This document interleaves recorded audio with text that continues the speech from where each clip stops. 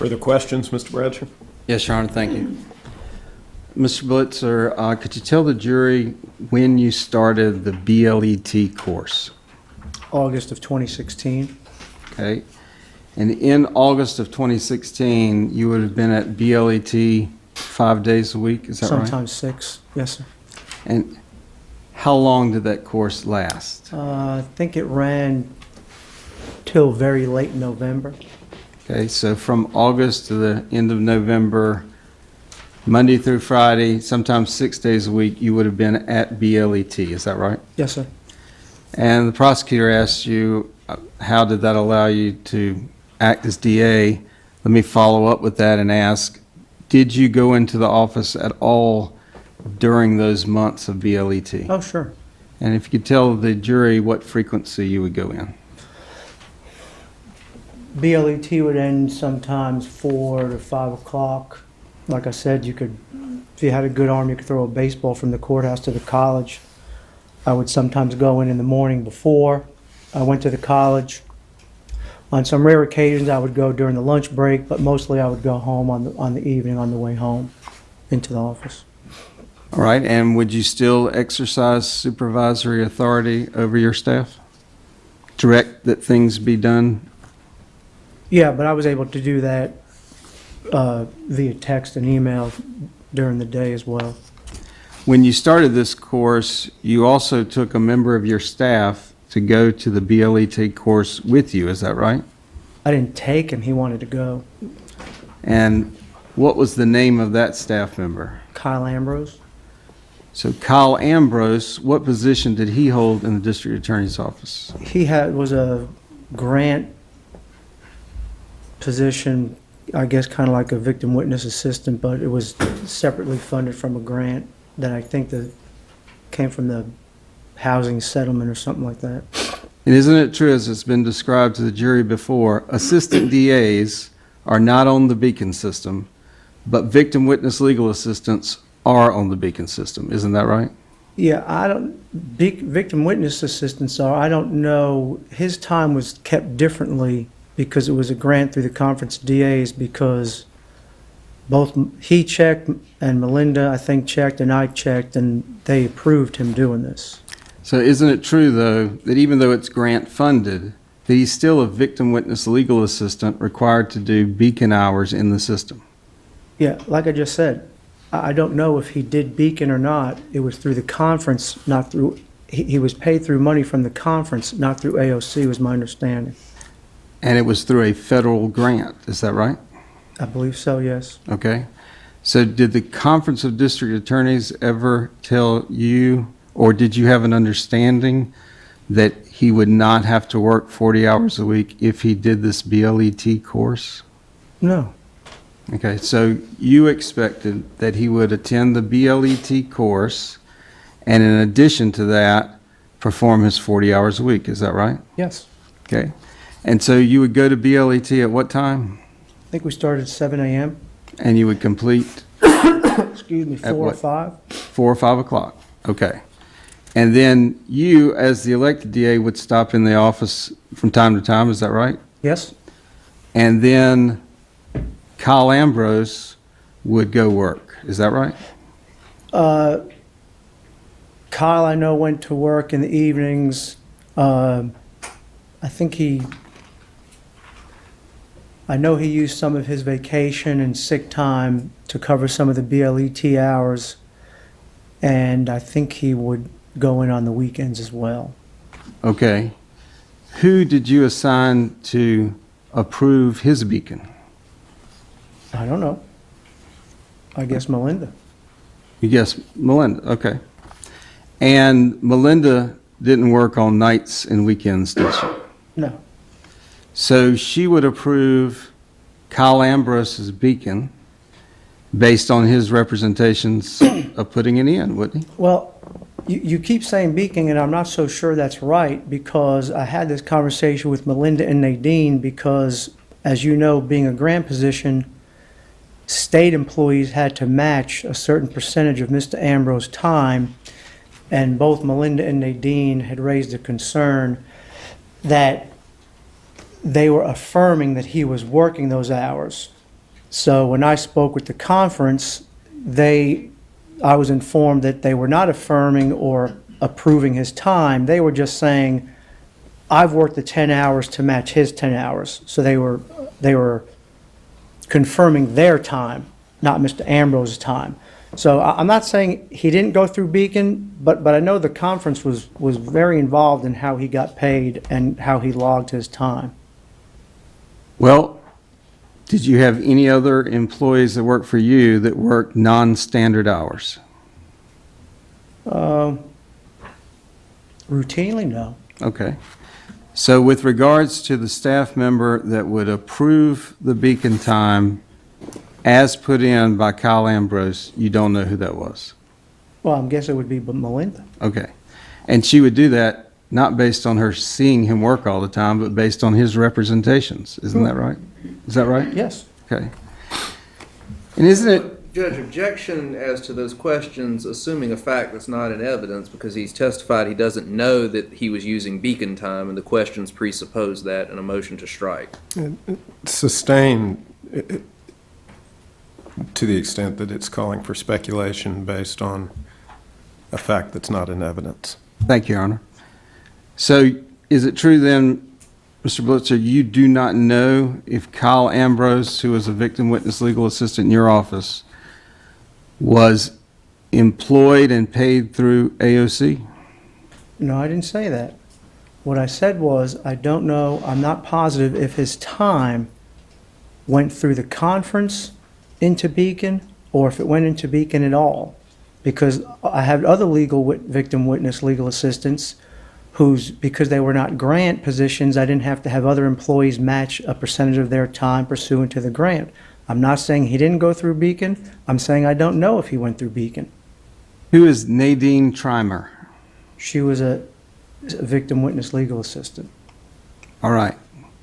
And isn't it true that you asked Nadine Trimer to sign a paper that Kyle Ambrose had been working with her for 3 hours a day and she refused to sign it because it wasn't true? No. Were you ever made aware of that situation or? What I just told you, where I think that Melinda and Nadine expressed a concern to me one day that they thought they were approving Kyle's time. And as I just stated, when I spoke to the grant administrator at the conference and asked that question, I was informed that all they were doing was matching his time pursuant to the grant, not approving or affirming that he in fact worked those hours. All right. Were you ever aware of a situation where Nadine Trimer alleged that she was asked to sign a paper that said she was working with Kyle Ambrose for 3 hours a day and refused to sign it? Not that I'm aware of, no. Okay. Do you remember the date that you called for a staff meeting for your attorney to talk with your district attorney's staff? I don't remember the exact date. I'm sure it would have been within a few days after Mr. Henderson drove out to the college. So middle to third week of August, give or take a couple days. I don't know. So was it after Mr. Henderson's visit or was it after the SBI called you that you called a staff meeting? No, Mr. Henderson came and found me at the college. Then a day or two after that, I got the first voicemail from Agent Whitley. Then I reached out to Mike Grace, and there was some communication between Mr. Grace and Agent Whitley that he wanted to speak to members of 17A, to my staff, and then that meeting was set up. And is it your testimony that you told your attorney, Mr. Grace, to go to the DA's office and tell your staff to cooperate with the SBI investigation? That's my testimony.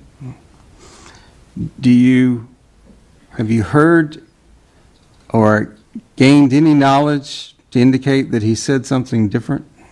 I wasn't there. We're there. But you told him, go tell them to cooperate, right? I said that. Say that again? You told your attorney to go tell your staff go cooperate with the SBI investigation. Isn't that I right? didn't tell Mike Grace anything. Mike Grace said, set the meeting up and he will go and talk to the staff. Isn't it true that you told him, Him who? Mr. Grace, to go and tell your staff, you can cooperate if you want, or you don't have to cooperate if you don't want? If that's what Mike Grace said, that's what Mike Grace said based on being a lawyer for 40 years. If you know Mike Grace, you don't tell Mike Grace what to say. All right, so your testimony is you didn't tell him to say that. If whatever he said on his own. Yes, sir. Okay. Now, at this time, you've told the jury you did not consider yourself a person of interest. Is that right? Correct? On or about March 8th of 2017, did you consider yourself a person of interest at that time?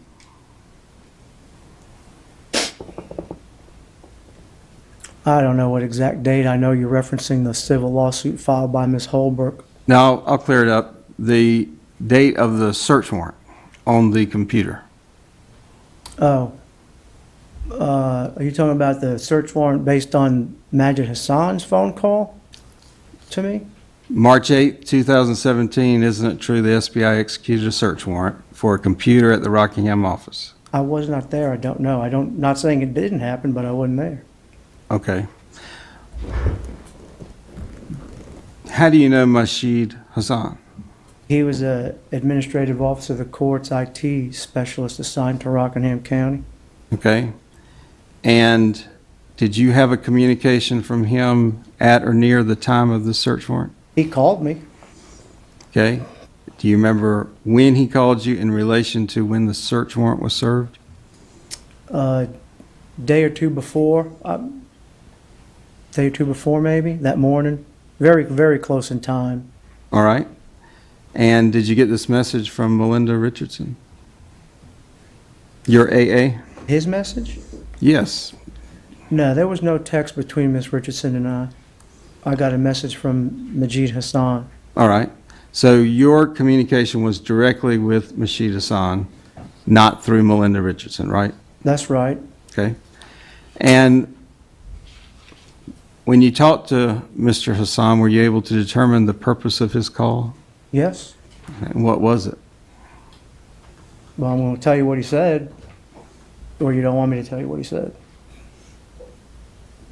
Well, do you know the purpose of his call? Based on what he said, yes. Okay. And what was it? He was giving me the opportunity to go wipe the computer at the office. Isn't it true it was because he was giving you a heads up that the SBI was getting ready to do this search warrant seizing this computer? Sure it was. And how long had you known Mashid Hassan before that? Just from in and out of the office, myself, I went to his residence one time. I can't remember, it might have been July 4th, or it was very warm, I remember that. Couple assistant DAs from Guilford County, Judge Craig was there. Other than that one social meeting, it was just him coming to the office. All right. So you knew he was an AOC employee, is that right? Sure. And that he had called you from a restricted number, is that right? Yes. And you knew he was an IT person with AOC, isn't that right? Yes. And he called you to inform you about the impending service of a search warrant on a computer, is that right? Yes. And talked to you about how you could wipe your computer clean, is that right? Yes. In fact, did he offer any type of software or direction in terms of how you could go about wiping your computer? He told me there was software available to do that. He didn't say he had it, just that I could go buy it. Okay. Did you consider yourself at that point cooperating with the SBI? Sure. So through your attorney, you were already talking with the SBI? No. Okay. Maybe the word cooperating was a poor choice. Let me try again. Had you given a statement to the SBI at the time that you got this call about your computer was going to be seized? It was not my computer that Mr. Hassan was referencing, and I did not call the SBI. I called my lawyer because, quite candidly, I thought he was setting me up Okay. to see if I was dumb enough to go wipe a state computer that would show it was wiped anyway. Okay. So you did not do that? Gosh, no. All right. And when did you tell the SBI about the Masheed Hassan call? When I met with Agent Whitley in May of In May. 17. So from March 10th until you met with the SBI in May, you didn't communicate this to them that Masheed Hassan had called you, did you? I did not. I can't tell you what Mr. Grace or Mr. Clifton did, but I did not have a face-to-face communication with Agent Whitley until May of 17. Do you recall on Monday, May 22nd, 2017, what you were doing with regards to communicating with Masheed Hassan? Is that the way I pronounce it? I don't think I had any communication with Mr. Hassan after that phone call.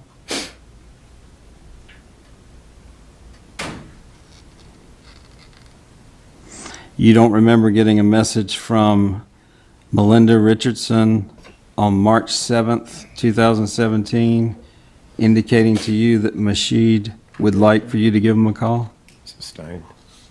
Isn't it true that Melinda Richardson sent you an email Well, you said a to text. call Masheed Hassan on March 7th? Sustained as to the out-of-court statement. As to the, Out-of-court statement as to what the email said. If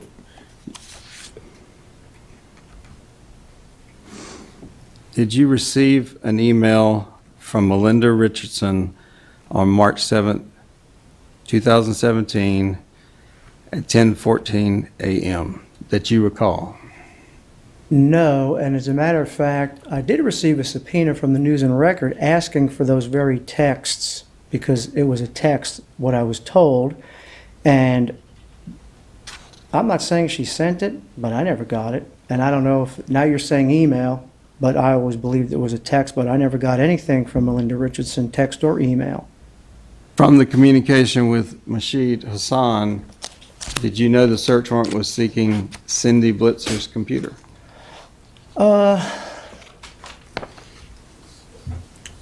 I don't recall if he told me which computer it was, but I knew that he was going there to search or to retrieve either a or some or several computers. All right. The gist of his conversation was not which computer as much as it was that I could go buy software and beat them there and wipe it. And the nature of y'all's relationship is only as you've described to the jury, met him a couple times, knew him as an IT guy? Socialized with him once with other court and elected officials, and other than that, just in the office. All right. You have given two statements in this case, is that right? To who? All right. You gave a statement to the SBI in May of 2017, is that right? Correct? And then after the plea deal, which required you to cooperate in the civil case, you did an affidavit about the matter too. Isn't that true? Well, that's another case, yes. All right.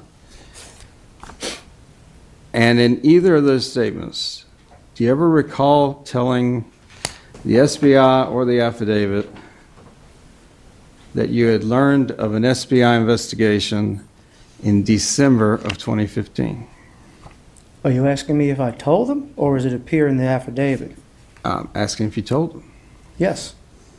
Did you tell the SBI on your interview of May 5th, 2017? I would have, I can't imagine why I wouldn't. Have you had an opportunity to review your statement to the SBI? I have not. So when you referenced earlier that you had spoken with Mr. Latour in advance of this testimony, you didn't look at your statement? I did not. Okay. Did you look at any materials? I did not. All right. When you sat down and met with the SBI on May 5th, 2017, your attorney was present, is that correct? Yes. And you had had since June of 2016 to be in communication with your attorney relative to this matter, isn't that right? Sure. And then after the June consult, you would have met with him in September of 2016, wouldn't you?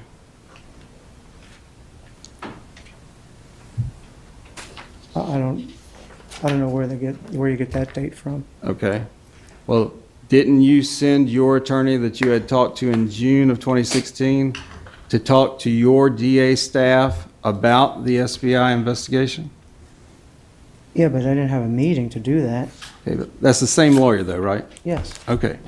So you meet with Grace, June 2016.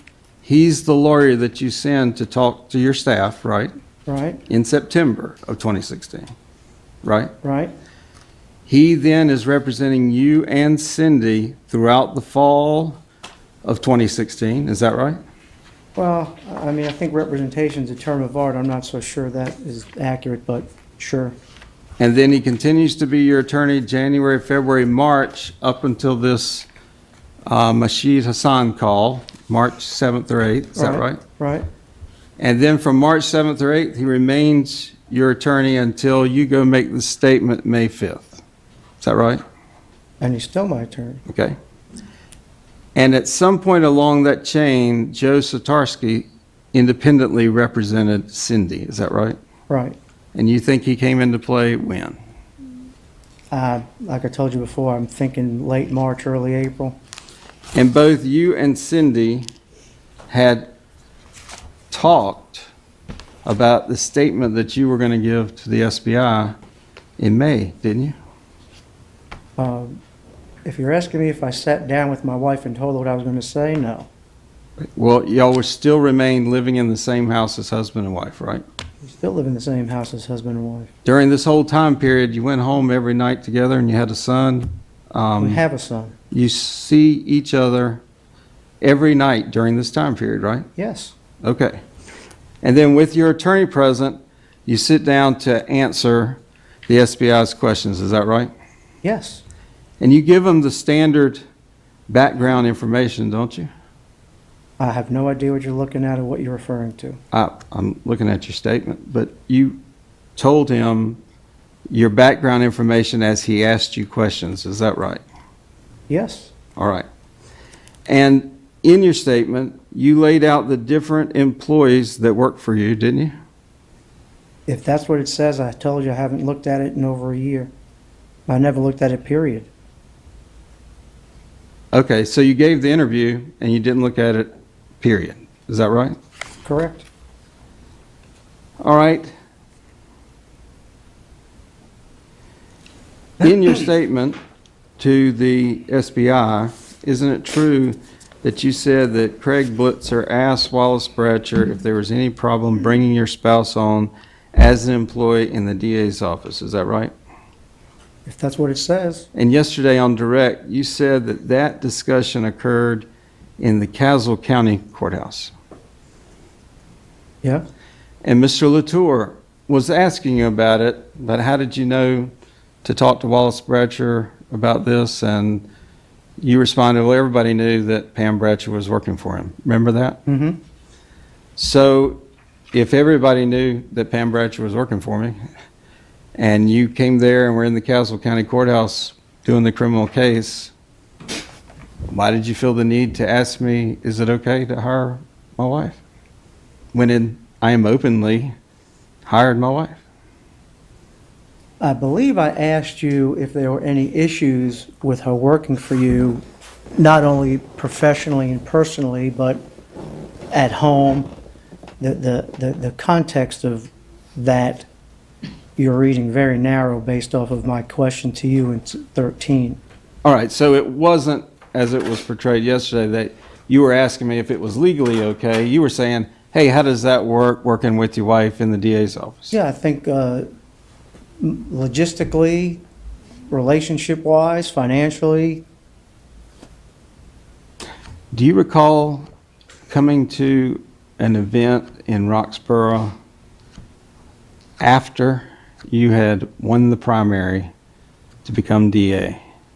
yes. And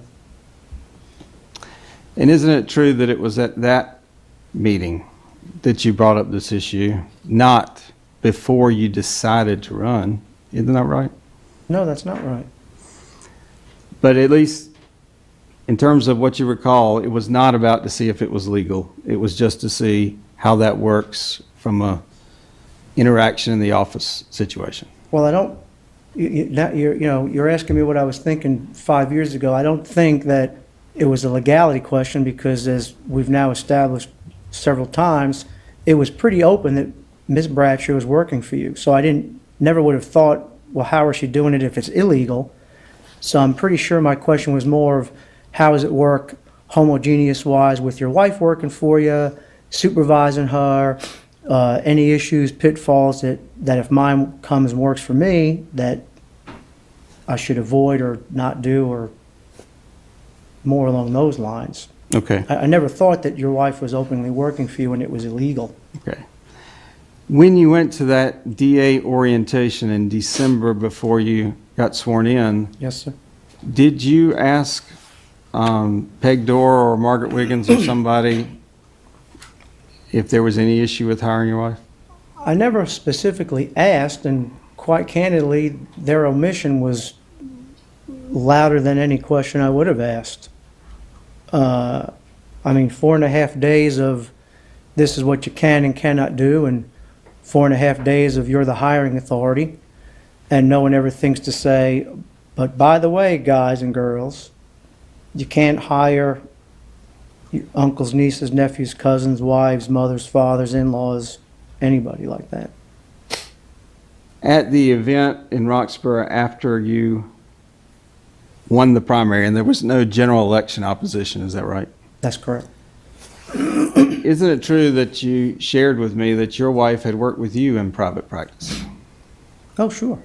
And to kind of narrow down for the jury the nature of our interaction, we first met on the murder case, as Mr. Latour brought out yesterday, isn't that right? Yes? And then you recall interacting with me as DA in Caswell County, is that right? Yes? And then you came to this event after you won the primary in Roxborough, is that right? Well, my primary was in May. I thought the event in Roxborough was much closer towards the end of the year. All right. In any event, you had won at that point. Yes. Okay. Other than that, we were not friends, social interaction, anything like that. No, sir? But Jay Stoltz and Beth Stoltz, Jay, who worked in my office, and Beth, his wife, you did know them, didn't you? Better than we knew you and Mrs. Bradsher. Okay. But when they left Rockingham County, we hadn't socialized with with Jay or Beth in years. All right. And Jay and Beth, you and Cindy considered friends when they were living in Rockingham County, is that right? Yeah, the wives were a couple months apart and giving birth. Sure. Can you give the jury a sense of how many years you and Cindy would have known and or socialized with Jay and Beth Stoltz? I had known Jay for a long time at the courthouse, like a lot of lawyers know a lot of lawyers. When their wives got pregnant, a couple months apart, of course, that was a common bond. And then, as you know, Mr. Bradsher, Jay got on the murder list, as it's called, from Indigent Defense Services, and Mr. Stoltz and I did at least one homicide case together. And then they moved to Person County. Right. So, do you know when you had last seen Jay before this issue came up about the AOC saying that you could not employ your wife? Say the last part again, I'm sorry. Before you took over as DA, when was the last time you had seen Jay? Okay, so I was sworn in January 1 of 15.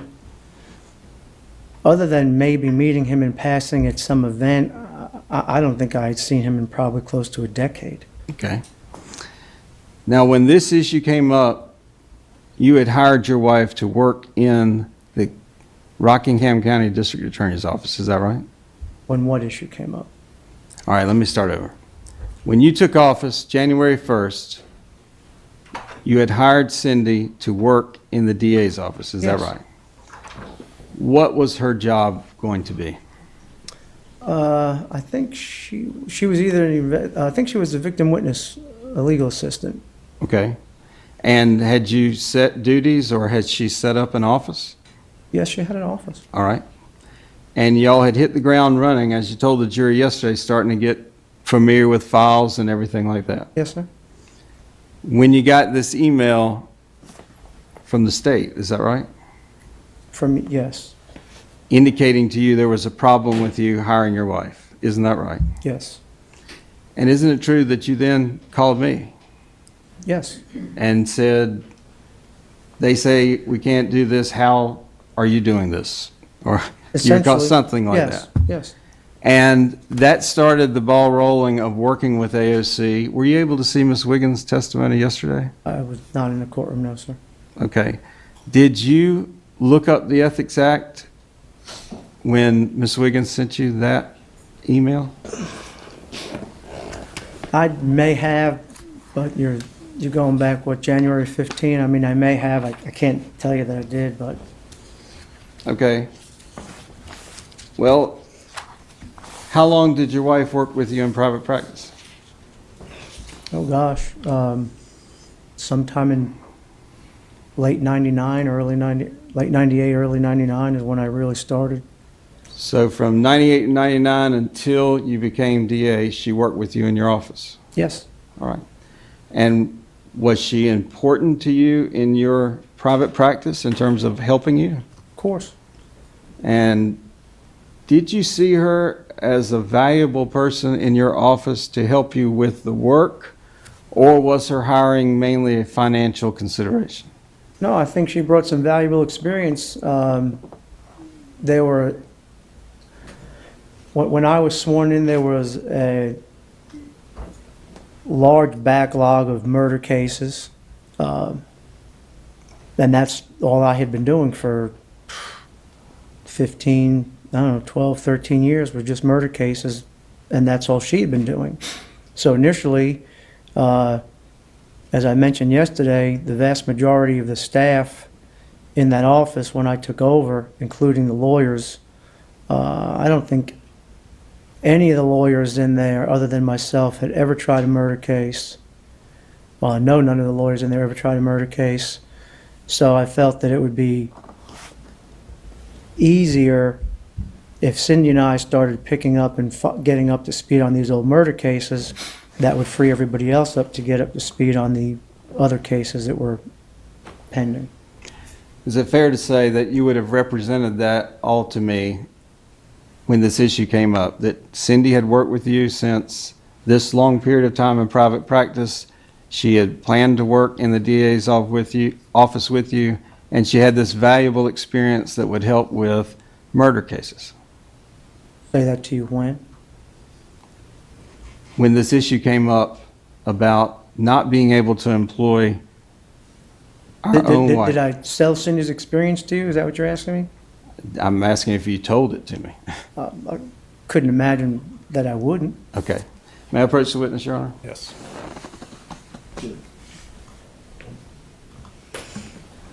Hand you what's been marked as State's Exhibit 1 and 2. Just take a minute to read through that.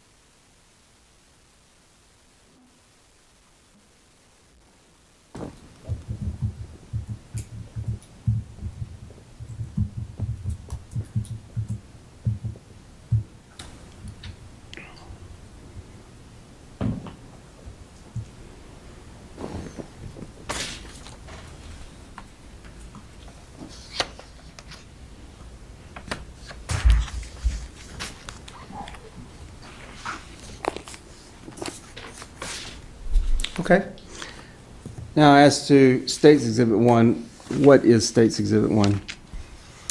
State's Exhibit 1 purports to be an email chain that commences as late as December 16th, 2014 and ends January 12th, 2015. All right. In terms of the sequence of events relevant to you being noticed that you could not employ your wife based on the state's ethics, does it seem to be a fair rendition of what happened in terms of getting notified by AOC? States 2 does. Okay, States 2. Yes, sir. States 1 States 1 was is, communication with me, is that true? yes, sir. All right. Could you tell the jury what States 1 told you? States 1? Yeah, could you read the first page for the jury of what you were communicated to in States 1? Well, I wasn't included in States 1. You mean States 2? States 2.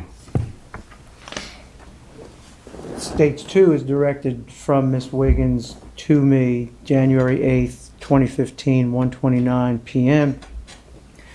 Dear Mr. Blitzer, it has come to my attention that you have employed Cindy Blitzer, who I understand is your spouse. If my information is incorrect, please let me know. The hiring of relatives is an issue as it relates to our policy on the employment of relatives and the State Government Ethics Act. Then the email goes on to quote the AOC policy, employment of relatives. If a hiring authority should employ an immediate family member of another judicial department employee, the hiring authority should certify that the employment does not result in a conflict of interest in which one employee supervises or otherwise has influence over his or her other immediate family member in regard to their employment transfer, promotion, salary administration. In regard to, I'm sorry, in regard to, their employment, transfer, promotion, salary administration, or related management or personnel considerations. Then the email quotes North Carolina General Statute Section 138A-40, employment and supervision of members of covered persons or legislative employees, extended family. Provides that a covered person, parenthetical, the DA, shall not cause the employment, appointment, promotion, transfer, or advancement of an extended family member, parenthetical spouse of the parenthetical DA, to a position to which the DA supervises or manages. Then she goes on, and this is now Ms. Wiggins. I regret that I did not think to cover this at the new district attorney training. To ensure better communication of this legislation, I'm in the process of adding it to our HR policies in the employment limitations section, and will have an article on the subject posted on Juno. I recommend that you consult with the State Ethics Commission on this matter and seek a waiver for the employment of your spouse, Cindy Blitzer. Please let me know when you receive the waiver. Below is a link to the State Government Ethics Act. Then there's a hyperlink. Please call me if you have any questions. And again, my apologies for not providing you with this information sooner. Margaret Wiggins, Human Resource Officer, Human Resource Division. And then there's a trailer of North Carolina.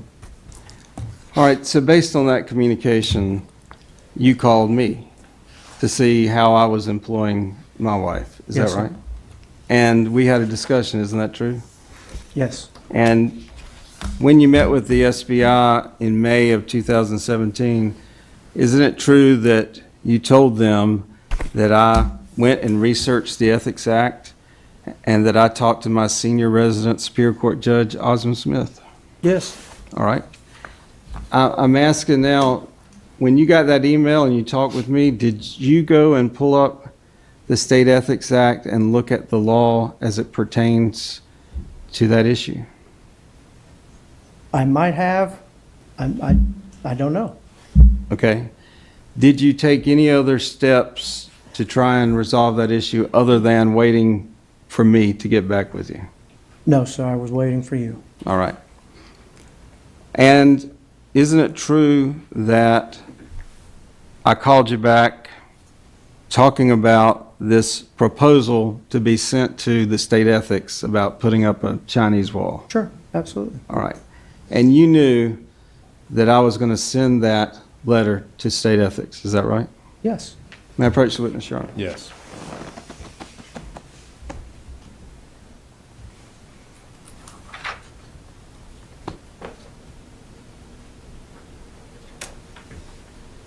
May I approach the Yes, sir.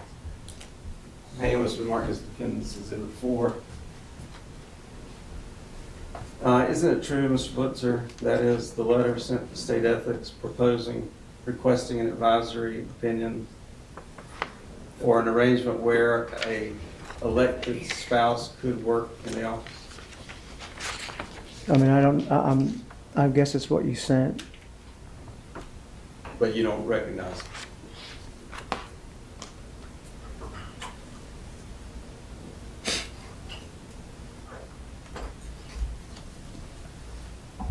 Let me ask you this way, I'll withdraw that. Do you recall getting this copy in an email for From- your review? From you? Yes. Do you recall seeing this proposal being sent to State Ethics? I may have, I'm not saying you sent it, I'm not saying you didn't.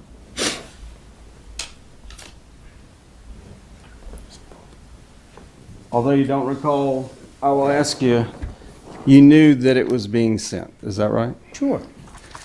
And isn't it true you knew the proposal was that, based on the law, the proposal to State Ethics was, since the language of supervision was being used and the resident Superior Court judge having the ultimate judge over judicial officials in the State Ethics Act, that if it was a plan approved by the senior resident judge, Yes. that would be in compliance with the law. Is that Yes. right? Okay. And isn't it true that you knew at the time that we sent this, that it was my desire to have my wife back working in the district where she had worked the previous 4 years and serving the people of our community? It was going to be easier for both of our spouses to be back where we lived, yes. All right, but as to my question, it is true you knew that this transfer was going to be on a temporary basis in the hopes that State Ethics would allow a situation Oh, sure, where Pam could transfer Yeah. back and work yes. in District 9A. Nobody wanted the transfer, yes. Okay. All right, Sorry. and you can confirm that was done after communication with Judge Smith? Say it again, I'm sorry. After communication with my resident Superior Court judge? What was done? The letter sent off with a proposal. I don't know when you spoke to Judge Smith. You say you spoke to him before the letter. I guess I wasn't there. All right.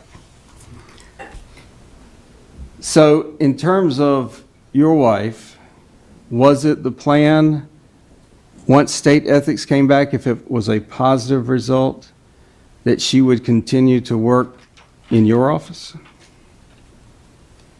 I think initially we'd hoped that she would be able to finish that one class, and this would be a non-issue for us. That was why we spoke about yesterday, that if this didn't work, that Ms. Bradsher still would always be able to work in Rockingham if the Ethics Commission didn't approve that plan. All right. So we have the email from Margaret Wiggins on what date? The one to me or the one to you? To one to you. January 8th, 2015. All right. And that was a Friday, wasn't it? It says Thursday. Thursday. Okay. When do you say that this meeting occurred at the pizza place? I recall it happened pretty quick, and I would have to venture a guess that it obviously had to happen before the transfer occurred. But you don't really know, do you? I just told you a couple weeks. It was very quick after that email. So your best recollection here under oath is that it happened within a couple of weeks of the January 8th email. Is that right? That's my recollection, yes. Okay. So a couple of weeks from January 8th would be the 22nd, something like that? Sure. Okay. In fact, do you recall that you sent an email saying the meeting is set, right? I don't remember. Okay. Wasn't it true that the actual confirmation on the approval of the idea was on January 12th? It could have been, I don't know. And isn't it true that the actual transition of employees with the resignation letter and hiring letter occurred on January 13th. Isn't that right? I guess. And then the next week, the four of us met in Rockingham County. Isn't that right? At this pizza place. Okay. So it isn't true that the four of us got together and came up with this idea of transferring wives at a pizza place, is it? Well, I never said the four of us. I said it was your idea to transfer wives. All right? From an office in Roxborough, right?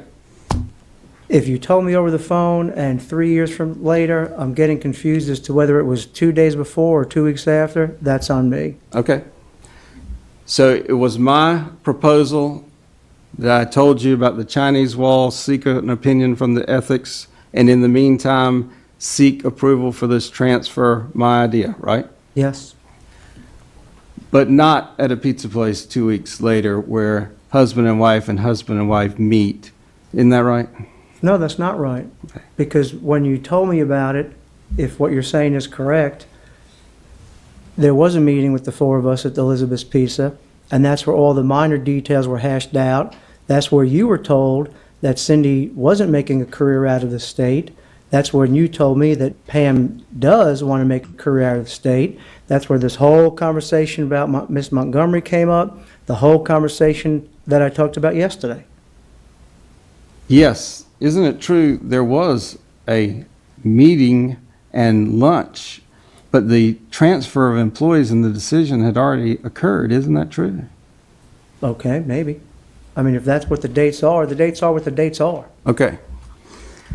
And isn't it true that when Pam and I came to this place in Rockingham, it's right next to the courthouse, is that right? This restaurant? Across the street, yes. Okay.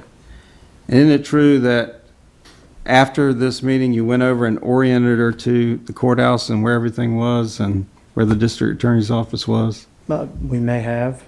Okay. So after their positions are transferred and they've signed the resignation and rehire letter, the question I have is, when you hired Cindy, what salary did you put her at? The top of her, whatever the VWLA gap was, Okay, do you remember how much that was? 45, I think. All right.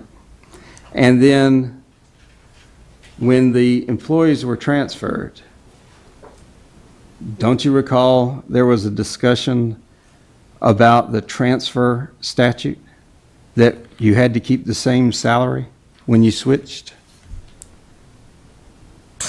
I have no idea. Well, they did keep the same salary of the position that they were transferring to. Is that correct? I thought they kept each other's salaries. Yes, maybe I'm not saying it the correct way. At that point, the start of a new year, we had sought approval from AOC for this transfer. Isn't that right? Well, where you're confusing me is if Ms. Wiggins' email is Thursday, January 8th, how a transfer would have occurred before the problem even becomes a problem. All right, I'll get to those documents in a minute, but let me ask you. Do you recall that you started Cindy off at a salary of around $47,000? I thought it was 45. Okay. Yeah. And you've already described what she would be doing working in your office, is that right? Okay. Isn't it true, Pam actually started at a salary of $36,000 4 years earlier and had just gotten approval for this new position at this new salary? Well, her starting salary when she worked for you, I don't know what that was. Okay. But you can confirm that when the decision was made to transfer with the approval of AOC, that with the transfer, each just took whatever the salary was that the other position held. Is that right? There was no change in salary. Correct. Okay. And that was in an effort to be consistent with the statute, wasn't it? I just thought it was easier because it was less paperwork. Okay. Let me ask you this way. You would agree that AOC approved the transfer? Of course Wouldn't they did. you? Okay. You would agree that we discussed the statute allowing transfer and the salary amounts. Would you agree with that? Sure. Okay. And we've already covered, you agree that the ultimate plan is that I wanted Pam to come back to my district, and it sounds like you wanted Cindy to come back to your district. Is that right? Yes. So when we get into the statement about the nursing school issue, you indicate to the SBI that Cindy Blitzer would not retire with the state. She only is one class shy of her nursing degree, and she wanted to complete that degree and obtain employment as a nurse. Is that right? Yes. All right. And you've referenced that when we nailed down the date of the meeting in Rockingham County, that you raised that issue, that Cindy was not going to retire with the state, that her goal was to get one nursing class done. Is that right? Yes. And as a fellow elected DA, I said, I know Elisa, let me strike that and I'll rephrase that, Your Honor. As an elected DA, isn't it true that I offered to go to PCC and talk to Elisa Montgomery to see if I could get her that one class? Yes. Okay. But isn't it also true that when you and Cindy first disclosed that, there was no revelation that one class wasn't going to be allowed by any nursing program, that nursing programs were requiring them to start over if they left a nursing program? You remember that? Ask that again? Okay. Are you asking me, did I know that it would be a favor for Miss Montgomery to just do the one class and let her graduate? One class, yes. Yeah, we were aware that the directors of nursing had the authority to do that. It wasn't, Had you gone to other nursing programs that would not allow her to re-enter and just complete that one class? I didn't. I'm sure Cindy did. Would you agree that you represented to me at that meeting, she just needs one class and then she can go off and be a nurse? Isn't that right? Yes. So when the transfer was made, you made it clear that even if Cindy Blitzer transferred back to Rockingham, that she was trying to get the one class and get done and leave state employment and go into nursing. Is that right? Correct. And that wasn't supposed to take too long, was it? Who wouldn't think so? Can you confirm that at that meeting there was no discussion about no-show jobs, that they were just going to be on the payroll and not have to work? Correct. Okay. In fact, you've stated for this jury that since at least June of 2016, you and Cindy felt as if you were not doing anything wrong. Is that right? Correct. Okay. And when Cindy first started working for District 9A, do you now recall that Jay Stoltz was her initial supervisor? I still think one of us has it backwards, but you know how I recall it is what I've testified to. All right. You indicate in your statement that Cindy Blitzer could take the fall 2015 class and then graduate from Piedmont Community College. And you indicate that's what I had represented to you about speaking with Miss Montgomery. You recall that? Yes. When do you say that I told you that? We were having this conversation from January up until the end of August, back and forth. End of August, okay. So when did it start, do you think? Started at Elizabeth's Pizza.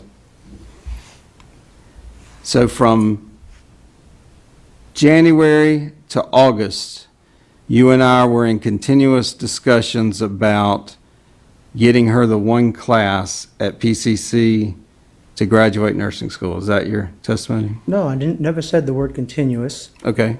but I certainly tried to reach out regularly to you to find out what Miss Montgomery said, what her thoughts were, and all of your responses were very, very positive, very, very positive, and then one day in August, it's over.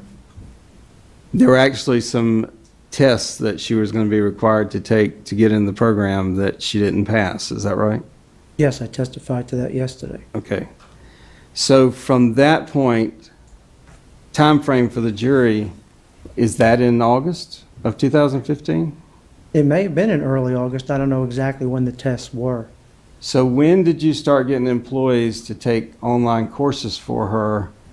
That was not till, I did not ask my staff to assist her till 16 because she had, I don't think she started South till April of 16. So those classes would have been, they were only mini masters, like 5-week classes just before that. So February, March of 16, I think. So she doesn't get into nursing school because of these tests you failed around August or September. Well, Does no. Does she do anything else in the fall of 2015 related to taking classes for nursing? I don't know. I don't know. You'd have to ask her. Okay, so based on your recollection during the fall of 2015, you don't know if she I was. don't know. But you were taking classes for her, weren't you, online? At Forsyth, yeah. Okay, and that was in 2015 and 2016. Isn't that true? I think so, yeah. But that was before she got accepted to South. That was for a completely another program. But isn't it true that SBI got documents from the computer showing that you were doing classes for Ms. Blitzer? If you're asking me if I assisted my wife after we wasted 8 months waiting on your promise, yes, I assisted my wife. Did the SBI get documentation from my computer? We provided a computer forensic scan to the SBI of our own home computer that showed Cindy taking the bulk of all of these classes. Okay. So you would concede that you took at least 2 classes for her, is that right? I would testify that I assisted my wife in 2 classes. All right. And isn't it true that you also shared that with your employees in the DA's office, or 1 or 2, that you were in fact taking courses for your wife? Yes. It's Have my you wife. seen the SBI interviews of your staff? Nope. Okay. So other than you taking classes for your wife during the day, tell the jury, what are the names of the 2 people that you asked to take classes for your wife during DA working hours? The 2 people that I asked to assist Cindy with the class was Kyle Ambrose and Spencer Morrow. Now, Kyle Ambrose, that is the gentleman that was taking BLET with you. Is that correct? Yes. And he was a victim witness legal assistant. Is that right? Yes. And he was also part of this grant, you said, that may be supervised by the Conference of District Attorneys. Is that right? Well, he was all grant. Okay, all grant from the conference, Right. based on a federal grant. Is that right? Yes. Okay. So while on a federal grant, employed as a victim witness legal assistant, you asked him to take an online course for your wife during work hours on a state computer. Is that right? I asked him if he would help Cindy. She was 2 weeks into, I think, a 5-week class. As I said before, I thought I was asking him as a friend. I didn't realize it was going to come across as I'm intimidating him as his boss. I asked him. I shouldn't have asked him, but I asked him. And he did it. Isn't that right? I don't think he did as much as he contends he did, because that's where the bulk of our own computer forensic exam showed Cindy logging in like 350 times and something like that. And he did that late 2015 and into 2016. Isn't that right? Ambrose? Yes. No. No. When did he do the online courses for Cindy? It was a 5-week mini-mester. And I believe his statement was he started 2 weeks into it. So, So you've seen his statement. I didn't, no. Okay. I'm sorry. His statement to you? You just said his statement. I'm just trying to figure out which statement you're talking about. Mr. Ambrose's statement, To you? not to me, To who? what I've heard. Oh, what you've heard. I see. You heard that he put in his statement this. Is that right? Correct? Who'd you hear that from? People? People. Okay. All right. So in this statement, he did a 5-week mini course. No, I didn't say that. All right. Tell me, what did Kyle Ambrose do for your wife with regards to taking online classes during state time? Kyle Ambrose assisted Cindy 2 weeks into a 5 or 6 week mini-master. Okay. And took the test for her? I don't believe so. Okay. And I don't know if he did it all on state time or not. You'd have to ask him. Okay. You know when this happened? 2016 or 2015? I think it was, as I just stated, February of 15 into sometime in very early March of 15. Okay. And who's the other employee that you asked? Spencer Morrow, Spencer Morrow. Now, what was Spencer Morrow's position? he was a new assistant DA. Okay. New assistant DA, so where did he come from? I mean, private practice, another DA's office? Just passed the ball. Okay. Passed the bar, new lawyer, new DA. When do you ask him to take a course for your wife? Again, I didn't ask him to take the class. I asked him if he would assist Cindy. And I'm guessing, I think it would have been the same time frame. All right. Do you know what class he took? I don't, my recollection is his class was a math class, but it was not at South. I think it was at Forsyth, but I'm not for sure. Now, Spencer Morrow, he wasn't a grant employee, right? No. And he's paid by the state as an assistant DA, is that right? Yes. But he's not required to do beacon or keep track of time, is he? No. As a salaried employee, is that right? Correct. Kyle Ambrose, on the other hand, we've already had that discussion about whether he's beacon or not. He's a victim witness legal assistant. Is that right? Right. Did you ask any other employees to do any online work for Cindy? Nope. Okay. So when Pam came to Rockingham, she worked, didn't she? I guess. Never talked to your AA, Melinda Richardson, or any of the other staff about the duties that Pam was performing? I had no issues with anything Pam was doing. Okay. And you never heard anything from Jay Stoltz during the first year Cindy was employed that there was any problem with Cindy's performance either, did you? No, but she didn't work for me. Okay. And apparently you and Cindy didn't talk about work at night. No, we did not. Okay. Now, you indicated in your statement that there were emails sent back and forth between you and me with regards to the transfer of Craig and Cindy Blitzer. Do you remember that? Part of the transfer of, Employees between the districts? I'm sure we had emails discussing how the transfer would happen. Okay. And in that, you confirmed to the SBI they just switched positions, that the salary stayed the same. Is that right? Yes? And isn't it true you further told the SBI that Pam Bradsher would physically be coming to Rockingham County? Isn't that right? Yes. And you can confirm that happened, didn't you? I told them they could confirm it. You can confirm that actually happened, right? I'm sorry. All right. Are you saying that I told them they can confirm it, or I can confirm it? You can confirm that Pam Bradsher actually came Me. to Rockingham. Yes. Yes. Okay. All right. Do you recall there becoming an issue with Cindy dropping off her child and then coming to Caswell County? Yes. All right. And Jay Stoltz was the chief of Caswell County at the time. Is that right? That's my understanding, yes. All right. Did you know Debbie Holbrook? No, sir. Okay. Did you ever meet with her? Wouldn't know if she was sitting here. And I want to go back. I asked you, y'all didn't talk about work, but do you recall getting emails from Cindy about work-related issues in working in District 9A? Me? Yes. I don't recall. Specifically, an email talking about, I think, Administrative Professionals Day and other things like that?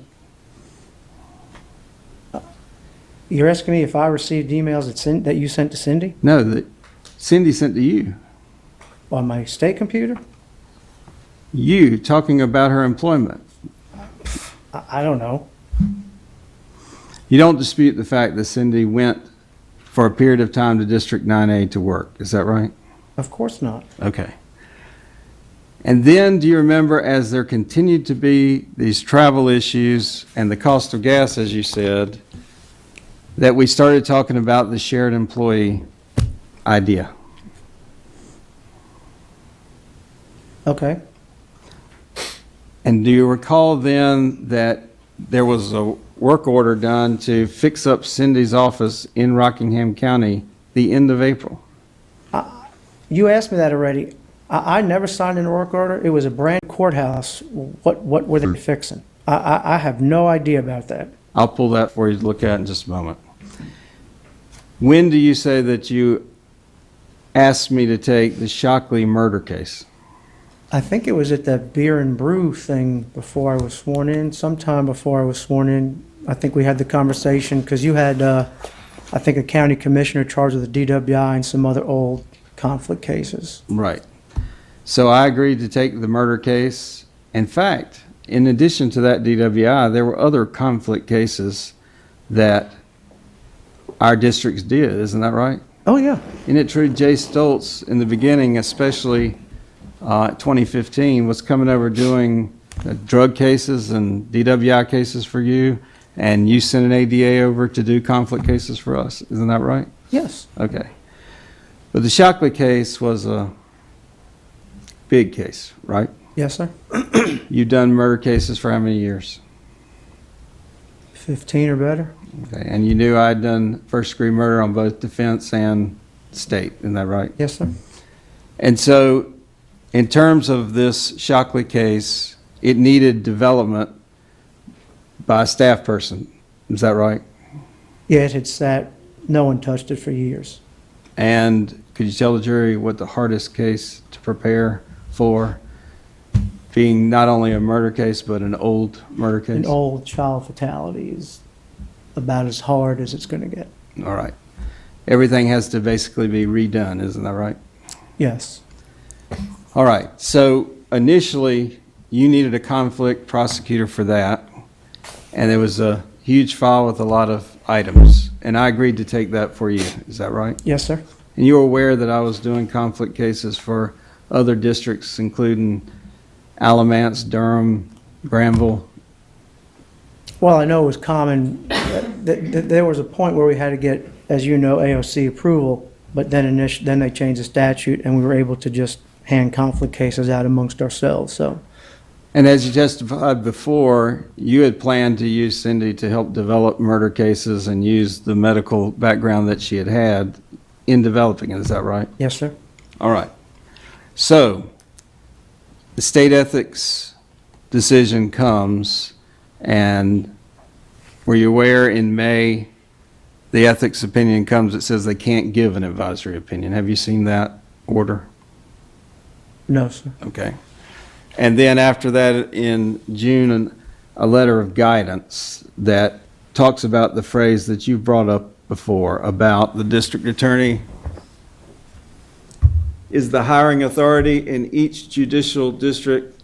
Therefore, you have ultimate authority over all employment-related activities. Yes, sir. You recall that being the language in the letter. Yes, sir. And from that, don't you recall that we discussed the shared employee arrangement where if the district attorney was the ultimate authority over the office, they said you couldn't do screening. So if you were employed under that hiring authority, then the State Ethics Act would prohibit that screening issue. You remember that? What do you mean by screening?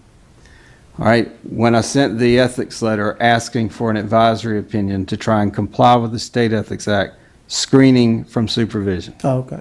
So you're referring to Judge Smith's role potentially? Yes. I'm sorry, ask me the question again. Does that, any of that refresh your memory about a discussion of the shared employee plan? We might have had that discussion, but nothing was getting shared. Okay. Well, then why did Cindy have an office in Rockingham County? Because she was doing the Shockley case. Okay. But that was your case now. All right. So you would agree that Cindy Blitzer's, one of her duties was to work on the Shockley case. Is that right? That was my understanding, yes. Okay. Would you also agree that one of Cindy's duties was to work on the special projects? What were the special projects? Don't you recall our initial discussion about the development of a DWI court and talking about Cindy's medical background and my idea for a new DWI court? Objection. Sustained. I'll rephrase. Do you recall one of the special projects assigned to Cindy was the development of a DWI court? I recall you and I having a conversation about a DWI court, and I believe I was pretty straightforward and told you that based on the constituents in my county, there would be absolutely zero concession and zero diversion for any DWI defendant. So what DWI court is there? All right, I'm asking you if you recall us discussing that as a special project to be developed by Cindy. I don't recall that specific part about Cindy. I do recall you mentioning the DWI court, and I also recall me saying, no way. Would I do a DWI court or anything that benefits DWI offenders or any sort of DWI diversion? It's all by statute. There's nothing to change anyway. So you thought this discussion was about developing it in your district instead of a statewide plan? That's my recollection, what little I recall of it. All right. You're bringing it up. Did we ever discuss the development of a mental health court? Using Cindy's medical background to develop that idea for a statewide program? I don't recall any of that. Well, you do recall me saying over the phone to Cindy to continue working on the special projects at least, don't you? I recall you saying on the phone that that's what we were going to say. And you would agree that she didn't say, what special project? What in the world are you talking about? Well, that's because she was mouthing it to me across my kitchen floor because there were no special projects. So if there were no special projects, why would you not say, Wallace, what are you talking about? Because you wanted us to lie, and it was time to end the conversation. Okay, well, let's go with that. Why wouldn't you say, Wallace, we're not going to lie. We're not going to do that. Or why not say, what special projects are you talking about? Just didn't. Just didn't. Just didn't. Just chose to say, okay. Hang up and move forward. That's what we chose to do. Mr. Blitzer, you've made it very clear over and over that I was her employer, and you have at least said that I called, or she called, saying should she resign, and I said no, she should continue to work on her special projects. You do not concede that I said keep working 40 hours a week and keep good records. You deny that. Is that right? You didn't say that. But you at least concede that I said continue to work on the special projects. No. What I testified to now repeatedly was that you said that's what we will say. There were no special projects. Okay. Back to your statement. Now, When you gave your statement to the SBI, were you untrue about anything? No. All right.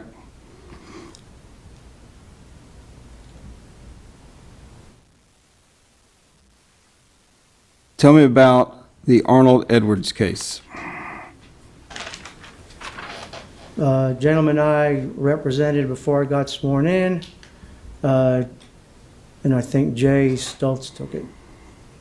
Jay Stoltz took it.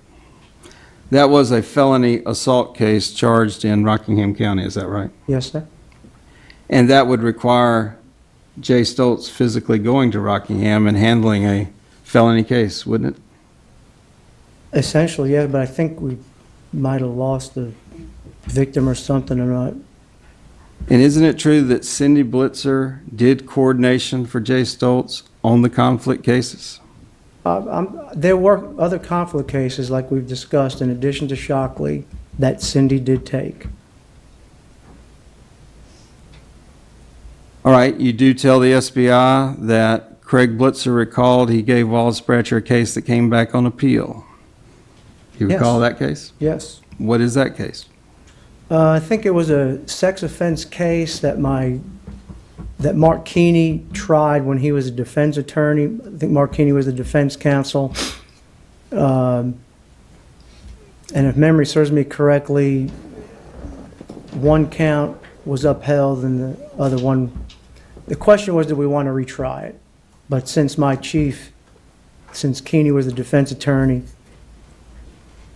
it was cleaner that you guys helped with it and took it. All right, and even though it was assigned, I see it says Wallace Bradsher, but didn't Jay Stoltz actually handle that case? He did. Okay, and you know that from your personal knowledge? Yes? Okay. Then do you recall telling the SBI that Craig Blitzer and Cindy Blitzer both have computers that they use? Craig Blitzer said that they had internet access at their residence. Isn't that right? Yes. I say I'm trying to recall earlier this morning, we were talking about Cindy and her beacon.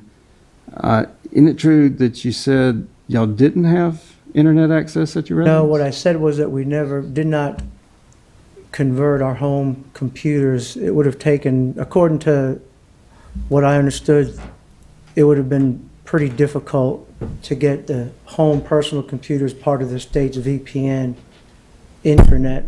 Is what Okay. I stated. So you did have internet access, but Yeah, I never said we didn't have internet access. but you didn't have the AOC connection, is that right? Right. And you use that to describe in part about Cindy Blitzer working from home, is that right? I don't know the context, but I guess. Okay, well, let me ask it this way. Isn't it true that you told the SBI if Cindy Blitzer worked from home, she would have been using paperwork, CDs, etc.? You remember saying that? Sure. Do you also recall saying Craig Blitzer stated he believed that when she worked, she would have been reviewing the Shockley case, she would have been watching videos, etc.? Yes. All right. And on the limited times you and I met, you did represent to me that she was continuing to work on that, didn't you? On Shockley? Yes. Yes. And she was continuing to represent to Jay Stoltz the hours she was working by email, saying, here are my beacon hours for approval, didn't she? Well, when she had the Shockley case, she was working. Okay. And are you saying that from the time of the transfer, she didn't do any other work other than the Shockley case? Well, the cases that you mentioned. Okay, so we're kind of building now. The cases I just mentioned about conflict cases are just some of them. She worked on those as well, didn't she? I'm sure she did. And she would have been working with Jay Stoltz, is that right? I guess. But then, as you're talking about this working, isn't it true that you told the SBI that Craig Blitzer stated that he assumed that Wallace Bradsher was Cindy Blitzer's supervisor? Well, that's what I've been saying all morning, is that you were the supervisor of Cindy until we had the March 2016 meeting, and then Jay became a supervisor. I told you 20 minutes ago, I think one of us has that backwards. So all these conflict cases that you say Cindy was working on and Jay was handling, you still had no idea that Jay Stoltz was the supervisor? Well, it's not relevant to me who's supervising someone in another office, and who the supervisor is. I don't see how that affects how the work gets done. That's just me. Whether Cindy picked up conflict case A, B, and C and did it with Jay and Jay was a supervisor, or Cindy picked up conflict case A, B, and C and did it with Jay and you were the supervisor. I mean, that's Caswell person issue, not a Rockingham County issue. All right. From an evidence issue, isn't it true that you told the SBI that Cindy Blitzer continued to use the Rockingham County District Attorney's office after the employee transfer? Yes. Okay. And Cindy Blitzer would use the Rockingham office to use her computer, print items, etc. Isn't that right? Yes, sir. All right. And Craig Blitzer said that this was related to the Shockley case. Is that right? Yes. But that you didn't exercise any supervisory rollover because of the ethics issue. Isn't that right? Isn't that right? Yes. And so with Cindy working primarily in Rockingham County, either at the office or at home, you say that you learned that Pam is moving jobs the same day she moves in August? That's what my recollection is. You called me and told me Pam's resigning and you needed a letter of recommendation. So, I mean, there may have been a couple days' notice, but essentially she's leaving. so it's your testimony that as the DA or boss, you wouldn't have known until a couple of days before she left? I didn't, Miss Bradsher didn't tell me at all. You told me.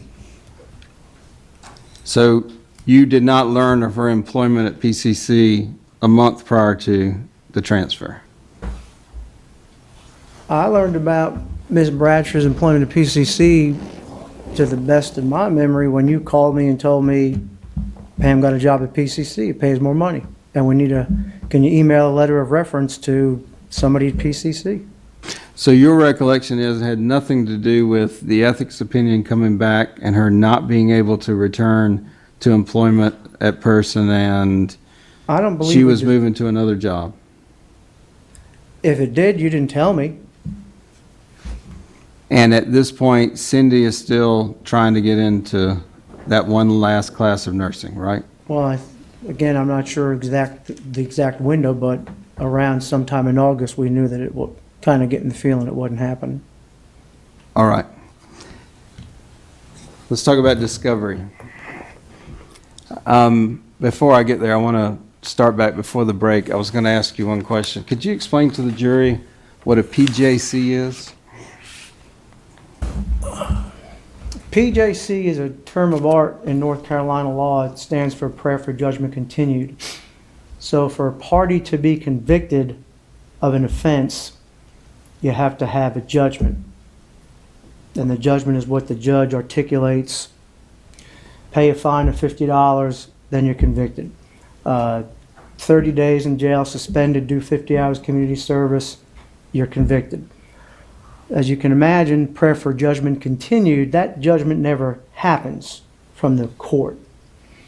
So without the judgment in North Carolina, legally there is no conviction.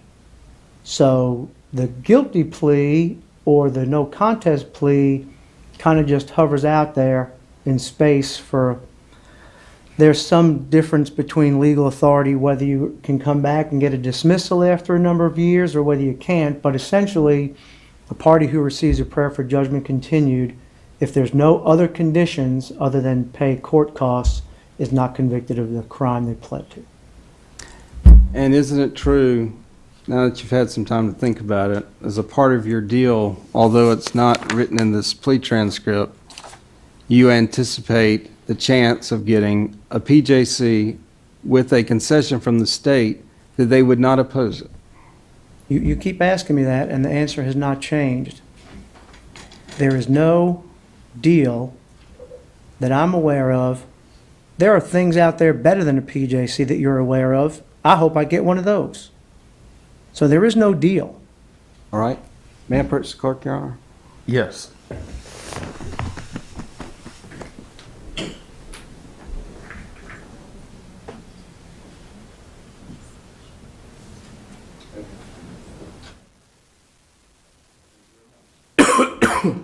Who is your other lawyer?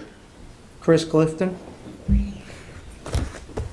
Did Chris Clifton tell you about further discussions with District Attorney Lauren Freeman with regards to sentencing in your case? What do you mean? Well, did he tell you that he went to speak with Lauren Freeman about scheduling sentencing? Sustain. Are you aware that your attorney and Ms. Freeman went to meet with Judge Stevens about your sentencing? I am not. So in terms of either an order entered by Judge Stevens or a memo entered by Judge Stevens, it is your testimony you have no knowledge of that. No, you asked me that this morning. Okay. I'm aware of the memo. Oh, you're aware of the memo? Yeah. But you asked me if I was part of that conversation, and I was not. Okay. Are you aware of what's in the memo? Yes. Are you aware if it has anything about a PJC? Yes. But it also came how many weeks after I entered the plea? But in terms of answering the questions today, so you do know that there is a chance for a PJC based on the state and the defense discussions. That's not what you asked me. You asked me if I was aware that Chris Clifton went with Miss Freeman. I wasn't aware he went. I don't know if Judge Stevens drafted that on his own or with you there. But I wasn't there. My lawyers didn't tell me if they went. I didn't know Ms. Freeman was there. That's what you've been asking me. And the answer still is no. I wasn't there, and no, I didn't know they went. Well, let me ask you this way so there's no confusion. What do you know about a PJC in this case for you, if you could tell the jury? I know that when I entered a plea in front of that Judge Stevens, who has since retired, that he wrote a memo to whoever judge does my sentencing saying that he understands he's not the sentencing judge, but that in light of my cooperation, the loss of my law license, and the money we paid back, that he would recommend a PJC. And by definition, recommend, and it's not in my plea. So the state's not bound. I have no information you keep asking about the state's blessing. Where's that written? Yes, I don't see it in the plea transcript. But you've answered the question now. Thank you. So back to your statement when you talked to the SBI, you indicated that Craig Blitzer said that Cindy Blitzer started taking prerequisite classes in October of 2015. These classes were online classes except for a biology laboratory class that was on site at South University. Is that correct? Yes. And as of October of 2015, did you have any opinion as to who Cindy's supervisor was? Well, I still thought it was you. All right. In it true, you told the SBI, Craig Blitzer stated that the employees at the Rockingham County District Attorney's Office, Kyle Ambrose and Morrow, took the math classes for Cindy Blitzer. Isn't that right? Well, I think the word I would have used was assisted, but I did say the rest of that. Isn't it true that you told them you weren't sure which class each one took? Is that right? Well, maybe back then I wasn't. And isn't it true you told the SBI that you assisted Cindy Blitzer with a psychology class and a sociology class? Yes. You also told them, isn't it true, that you, Craig Blitzer, took exams for Cindy Blitzer, and during the exams she was not present? I think I might have said that she was present, but I don't recall saying she was not present. And the SBI asked you if it was done on the state computers, and you said you did not know which computers Ambrose and Morrow used to take the class. Isn't that right? Correct. Isn't it true that you also told the SBI that you stated there just was not enough time for Cindy Blitzer to take all of the classes herself? Isn't that right? Yes.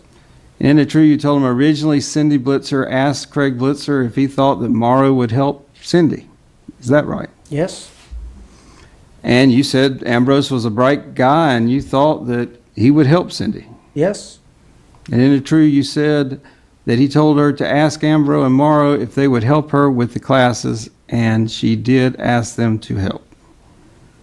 Right? yes, Okay. So you told Cindy to go ask them, right? if that's what that says. All right. Craig Blitzer said he believed that Cindy Blitzer started the official nursing program at South University in April of 2016. Is that right? Yes, Remember the date? April 4th, 6th, somewhere around there? I'm sorry. You remember the date that she started? I thought you just read April 16th. April. Do you remember if it was April 4th? No, I don't. Okay. What I want to hit that question and say, you indicated that after March, I took the Shockley case that there was no work to be done. Do you say that you told me that in March? Told you that in April when we went to Ocracoke. In Cindy Blitzer indicated facts concerning the Shockley meeting as well in her statement. I want to ask you your recollection. Yesterday you said to the prosecutor that your recollection was, I just showed up at the Rockingham County Courthouse and took the file. That's not an accurate recollection, is it? I had no knowledge you were coming. Okay. The Shockley file was at your house, right? I think some of it might have been. And you don't recall me calling you and telling you that, Objection. Sustained. I'll That's what you rephrase. said. You recall receiving a call from me about coming to Rockingham to get the Shockley file. I honestly do not. And isn't it true that you actually went home and told Cindy, where she had the Shockley file, that I was coming the next day to get it to prepare for plea or trial? I don't recall. I'm not saying it did. I'm not saying it didn't. I don't recall you having that conversation. You do recall seeing Cindy there with the file. And when I say file, I mean, In Huge. Rockingham? yes. Yeah, the bulk of the file was always in Rockingham. Okay. But isn't it true that you saw, I brought 2 other staff people that worked with Cindy in getting together that file so that I could transport it to Caswell to prepare for plea or trial? Yes, You saw that, right? yes, And Cindy Blitzer was there interacting with these other 2 staff people, right? yes, Okay. And me, wasn't she? yes. Did you observe Cindy ever saying, I don't have anything to do now? Overruled.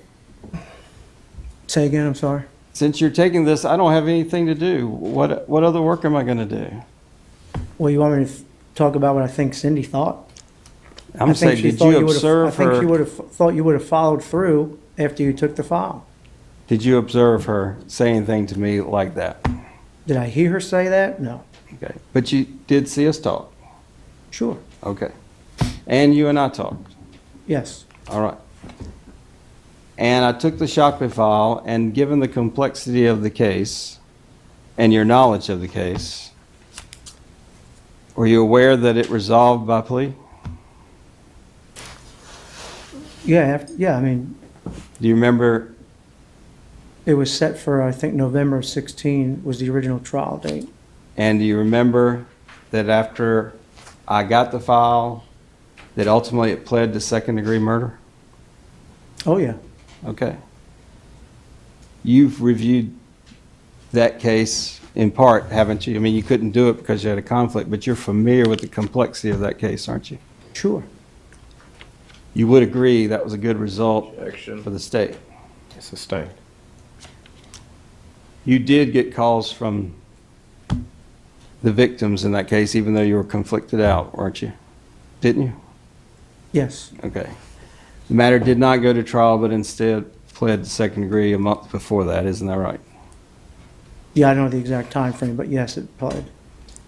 In sticking with the Shockley case, don't you recall that there were additional copies of that file retained in Rockingham County?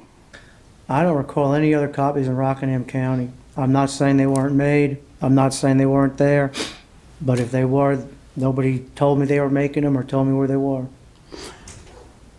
Are you aware of my office contacting Cindy about needing additional copies because of Objection. water damage in the Caswell County office to part of this file?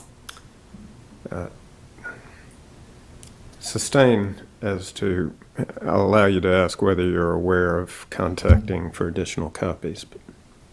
You previously stated you were not aware of Cindy doing any additional work. Are you aware of the issue that arose in July of 2016 with regards to needing additional copies of the Shockley file? Not in July. The first time I heard about needing additional copies was from Tyler Henderson, and the water damage seemed to be a presupposition charade for this investigation. That's how I took it, that there was no water damage. At least that's how he presented it to me. Did you go to the Caswell County Certainly Courthouse not. during Certainly not. the renovations of the bottom floor I that summer? have not. Okay. And so your conclusion that it was some type of charade comes from where? Just the way Mr. Henderson presented, hey, we need copies. It's something about, we're going to say we lost them in water damage. All right. So you don't have personal knowledge about the renovations going on in the Caswell County Courthouse that summer, do you? No. Okay. Mr. Bradsher, we'll Yes. break there for lunch recess. Ladies and gentlemen, we'll gather at 2:30. If you'll gather in the deliberation at that time, please recall all the rules and instructions I've instructed you on already today. Leave your notepads in the chairs. I hope you have a good lunch recess, and we'll see you again at 2:30 in the deliberation room. Everyone else, please remain seated while the jurors excuse themselves. All right, outside the presence of the jury, one scheduling note. I've asked the State Bar to be here at 1:45 on Thursday to be heard on their motion to quash with respect to Catherine Jean. You should have a notice of that in your email, but just letting you know in case you haven't had a chance to look at that. Any other matters that we need to take up? No, Your Honor. Mayor. All right, be in recess till 2:30. Here was then recess until 2:30.